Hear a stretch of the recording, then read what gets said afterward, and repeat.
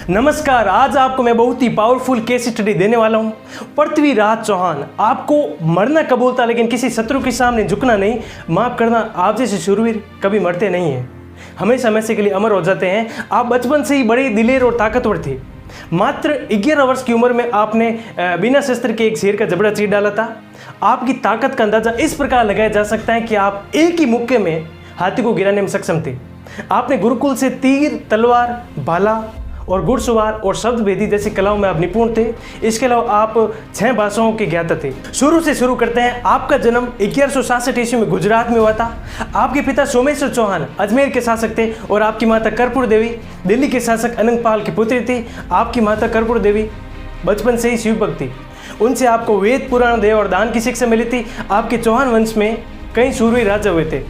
आपके परदादा अर्नोराज ने तुर्की के 1000 आक्रमणकारियों को अकेले ही मार भगाया था और आपके दादा विग्रहराज ने अपनी गरजती तलवारों के साथ अफगानियों को बुरी तरह पराजित किया था और अफगान से लेकर दिल्ली तक की भूमि को जीत लिया था। इस तरह आपका पूरा बचपन चौहान वंश के अतीत को सुनकर बीता। सन 1177 ईस्वी में आपके पिता सोमेश्वर के निधन के बाद आपको 11 वर्ष की उम्र में ही राजगद्दी पर बैठना पड़ा। उस समय कदमदास आपका स्वर्गीय प्रधानमंत्री और सलाहकार था। आपके राज्य की सीमाएं उत्तर में थानेश्वर से लेकर दक्षिण में जहाजपुर, मेवाड़ तक विस्तृत थी। उत्तर में कन्नौज और दक्षिण में गुजरात आपके समीप शत्रु थे और ऊपर से उत्तर पश्चिमी सीमा पर मुस्लिम आक्रमणकारियों की गतिविधियां बढ़ती जा रही थी। ऐसे में आपकी माता ने बड़ी कुशलता और कूटनीति से राजकार्य संभाला। जब आप थोड़े बड़े हुए, क्योंकि अब आप जान चुके थे कि शासन प्रबंध कैसे चलाना है, ऐसे में आपने भुवनमल को अपना सेनाध्यक्ष बनाया और छोटे बड़े सरदारों से युद्ध आप जीतते गए थे। आपने बहुत ही कम समय में, यानी 1178 ईस्वी को समय था जब आपने अपनी वीरता और योग्यता के साथ आपने संपूर्ण शासन प्रबंध अपने हाथ में ले लिया। आप दिल्ली के अंतिम हिंदू सम्राट थे। आपके नाम का खौफ इतना था कि कई राजाओं ने बिना युद्ध लड़े ही आपकी अधीनता स्वेच्छा से ही स्वीकार कर ली। इसलिए आपको रायपिथौर और दलपोंगल के नाम से भी जाना जाता है। आपके दरबार में चंद्रबरदई, जनार्दन, जयनक, विद्यापति गौड़, वागीश्वर और पार्थिव भट्ट जैसे विद्वानों को आश्रय प्राप्त था। आपने अपने शासनकाल में कई युद्ध लड़े थे, जिनमें से आपने नागार्जुन एवं भंडारको का आपने दमन किया था। 1182 ईस्वी में आपने महोबा के चंदेलों पर विजय पाई और 1184 ईस्वी में आपने गुजरात के चालुक्य शासक पर विजय पाई थी। भीमदेव द्वितीय गुजरात का चालुक्य शासक था, जिसके बाद में चालुक्य शासक ने आपसे संधि कर ली थी। इन सब के अलावा जयचंद राज्य विस्तार की नीति में विश्वास करता था। इस कारण जयचंद आपकी प्रसिद्धि से जलता था। उसने आपको अपमानित करने के लिए स्वयंगिता का स्वयंवर रचा, जिसमें आपको छोड़कर समस्त राजा महाराजाओं को बुलाया गया था। लेकिन बाद में स्वयंगिता ने आपके द्वारपाल की मूर्ति पर वरमाला पहना दी गई थी। इससे सभा में बैठे समस्त महाराजा आपसे नाराज हो गए और जयचंद आपसे और अधिक क्रोधित हो गया और आपके खिलाफ षड्यंत्र करने लगा। उस समय उत्तर पश्चिम के गौर प्रदेश पर गयोसीद्दीन गौरी का शासन था और 1173 ईस्वी में गयोसीद्दीन गौरी ने अपने छोटे भाई मोहम्मद गौरी को गजनी का गवर्नर बनाया। लेकिन मोहम्मद गौरी भारत पर आक्रमण करके उसे लूटना चाहता था, लेकिन आप रायपिथौर थे।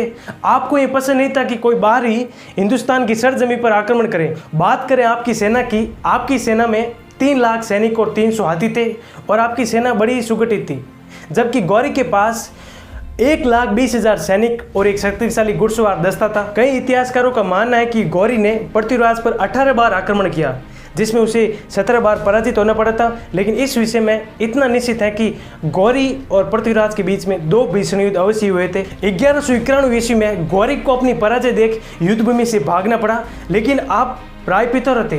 भागते शत्रु पर आप कभी वार नहीं करते थे। शत्रु को सिर्फ 2 ही ऑप्शन देते थे, या तो युद्ध या घर। इसलिए आपका स्वाभिमान अमर माना जाता है। इसी का फायदा जयचंद ने उठाया और गौरी को एक बार फिर पृथ्वीराज पर हमला करने का निमंत्रण भेजा और कुछ सैन्य सहायता देने का भी वादा किया था, जिसके कारण 1192 ईस्वी में तराइन का द्वितीय युद्ध हुआ था। लेकिन गौरी आपके रौद्र रूप से डरता था।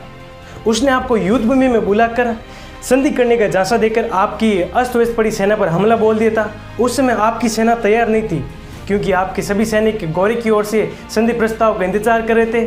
जिसके बाद में गौरी आपको अपने साथ गजनी ले गया। जो गद्दार अपनों का नहीं हो सकता, वो किसी दूसरे का भी नहीं हो सकता। बाद में जयचंद को भी उसकी गद्दारी का परिणाम मिला।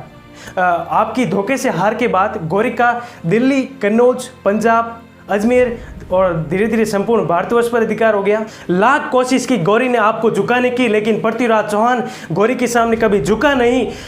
बाद में आपको अपनी दोनों आंखें गंवानी पड़ी। उसके बाद आपने चंद्रबरदई की मदद से गौरी से बदला लेने का फैसला किया।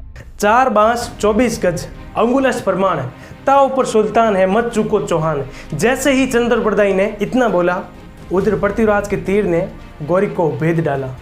बाद में आप दोनों ने शत्रु के हाथों लगने के बजाय आप दोनों ने एक साथ प्राण त्याग दिए। अगर जयचंद पृथ्वीराज से गद्दारी नहीं करता तो पृथ्वीराज चौहान तराइन का द्वितीय युद्ध कभी नहीं हारता। अगर जयचंद उस समय पृथ्वीराज का साथ दिया होता तो किसी की मजाल नहीं कि वो भारत भूमि को सैकड़ों वर्ष तक गुलाम बनाए। जब तक अपनों से टूटेगा तब तक कोई ना कोई आकर लूटेगा। आपसी फूट में हमेशा तीसरे को फायदा होता है।